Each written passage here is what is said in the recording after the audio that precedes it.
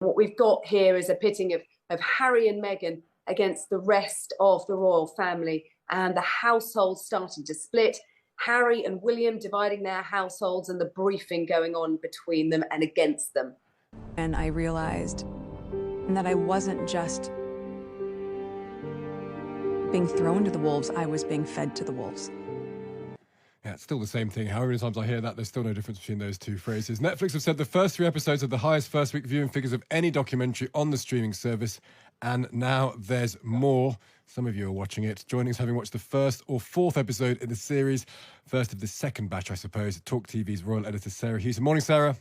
Morning, Steve. Now, you're more into this than we are professionally, so you can make a judgment of it. The clips we hear sound uniformly banal and awful. Is there something more there? Is there a bit of grit in all of this?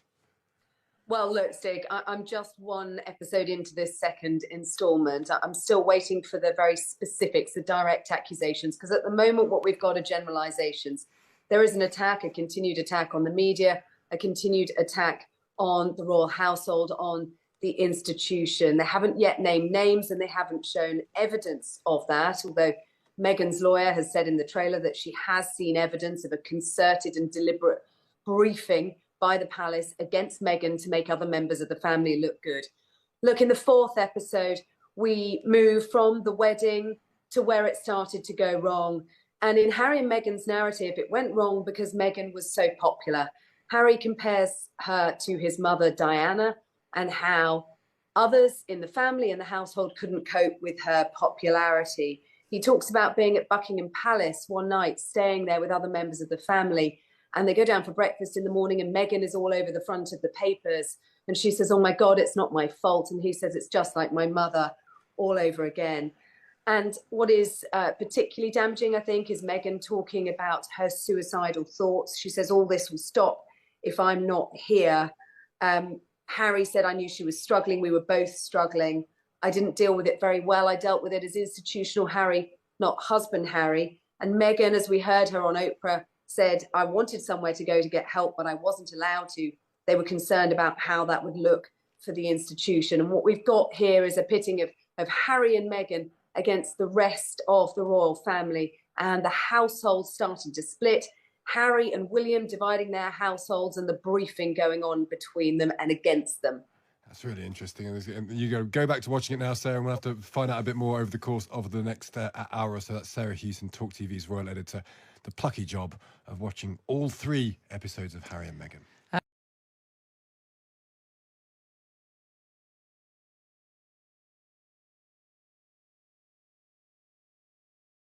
Welcome to Meghan and Harry Tales, where we uncover the truths behind the headlines and shine a light on the inspiring journey of 2 individuals who have captured the world's attention.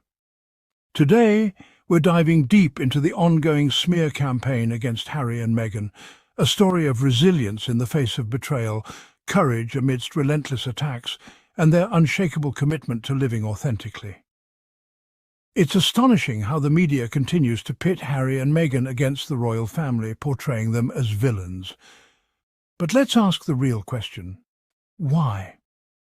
Why would 2 people who had every reason to stay silent and enjoy their privilege choose to walk away? The answer is simple. They weren't free. But let's be real, what choice did they have? They were cut off financially, denied security, and left vulnerable. Their Netflix deal wasn't about seeking attention, it was about survival. They turned to storytelling to reclaim their narrative, to share their side of the story in their own words, and to set the record straight. Let's not forget Meghan's heart-wrenching confession about her mental health struggles.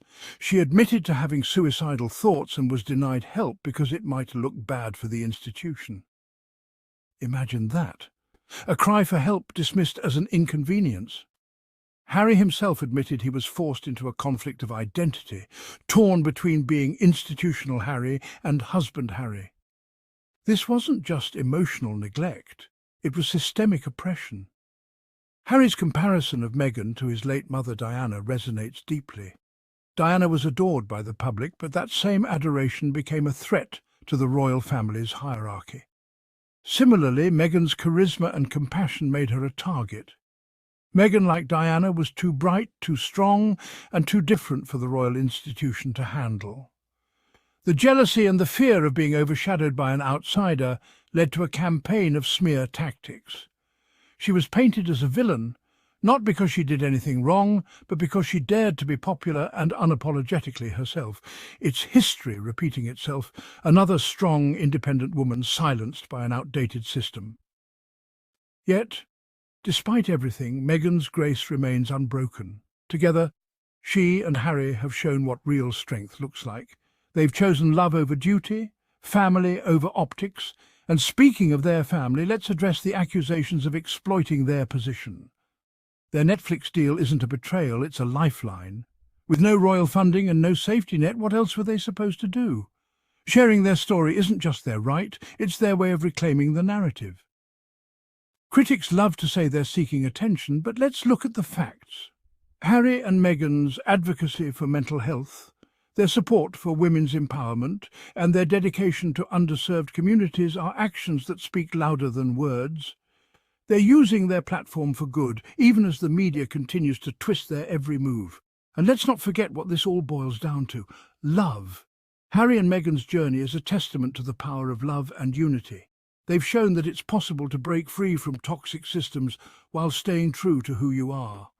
The world may criticize them, but they stand tall, refusing to let the noise drown out their message of hope and compassion. Their story isn't just about breaking free, it's about rewriting the rules. Harry and Meghan are redefining what it means to be royal in the modern age, and history will remember them for their courage and integrity.